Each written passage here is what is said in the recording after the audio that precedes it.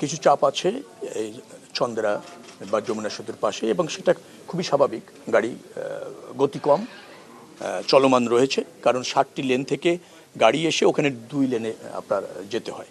তো 2 লেনে যখন যাবে স্বাভাবিকভাবে গাড়ির গতি কমে আসবে, 4-5 কিলোমিটার হয়ে যাবে পার আওয়ার, এরকম একটা জায়গায় তার গতিটা ন্যাচারালি চলে আসবে। 60টা লেনের গাড়ি যখন 2 লেনে এসে ঢুকবে তখন তার গতি কমবে।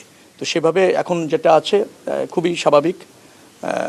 কালকে রাত্রে চাপটার বেশি ছিল। প্রাকৃতিক দুর্যোগ আপনারা জানেন যে ব্যাপকভাবে একটা নেতিবাচক প্রভাব রেখেছে এখানে।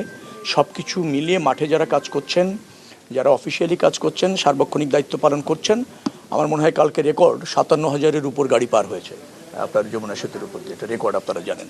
টোল কালেকশনও রেকর্ড সংখ্যক হয়েছে। তার মানে কি, গাড়ি মুভমেন্টে ছিল বিধায় তো 57,000 পার হতে পেরেছে।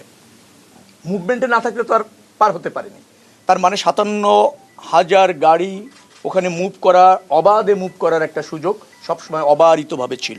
এটাই হচ্ছে রোড ম্যানেজমেন্ট, অর্থাৎ প্রচুর সংখ্যক গাড়িকে ম্যানেজ করে তাকে পার করে দেওয়ার যে চেষ্টা, সেটা এই সংখ্যাই প্রমাণ করে সঠিকভাবে গিয়েছে।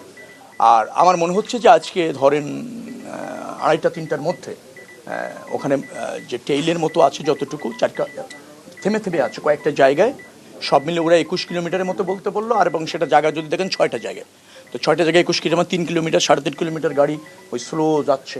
তো এটা আমার কাছে মনে হয়েছে, আমার যে অভিজ্ঞতা এবং এই কয়দিন ধরে মনিটরিং করার যে বাস্তবতা, তাতে মনে হচ্ছে যে আপনার 3:30টার মধ্যেই, যখন যাত্রীরা যেতে চায় যে কোনো মূল্যে, দুর্যোগপূর্ণ আবহাওয়া, সবাই তাকে প্রলুব্ধ করতে চাইবে, এরকম একটা গোষ্ঠী আছে। বাংলাদেশের পরিবহন সেক্টরের নেতারা এখানে আছেন, কিন্তু সব মানুষগুলি একেবারে ধোয়া তুলসী পাতা হয়ে গিয়েছে তা তো না। দুর্বৃত্ত পরায়ণ মনোভাব আছে।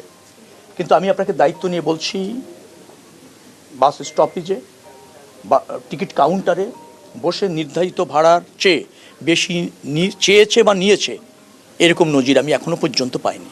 ভেরি ফ্রাঙ্কলি স্পিকিং, 2-1 জায়গায় আড়ালে আবডালে একটু চেষ্টা আপনি যেমন বললেন করা হয়েছে। আমরা কমপ্লেন পেলেই তার মধ্যে শাস্তিমূলক ব্যবস্থা গ্রহণ করেছি।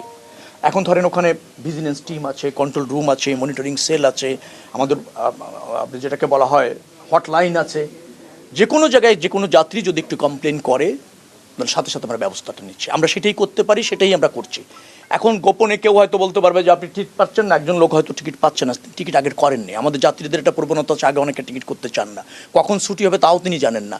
ছুটি হয়েছে মাত্র লাগেজ দিয়ে চলে গেছে, রাস্তার পাশে দাঁড়াচ্ছে, যে বাস পায় চলন্ত বাসে ওঠার চেষ্টা করছে।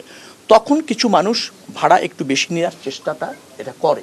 আবার কোনো কোনো সময় তিনি এনেও মনে করেন যে 100 টাকা বেশি হোক, বৃষ্টি যে অবস্থা, আকাশের অবস্থা খারাপ, উঠে পড়ি, চলে যাই, আমার যাওয়া দরকার। এরকম একটা টেন্ডেন্সি, প্র্যাকটিস আমাদের আছে। আমরা সেইগুলি পর্যায়ক্রমে জবাবদিহিতার আওতায় আনার চেষ্টা করছি।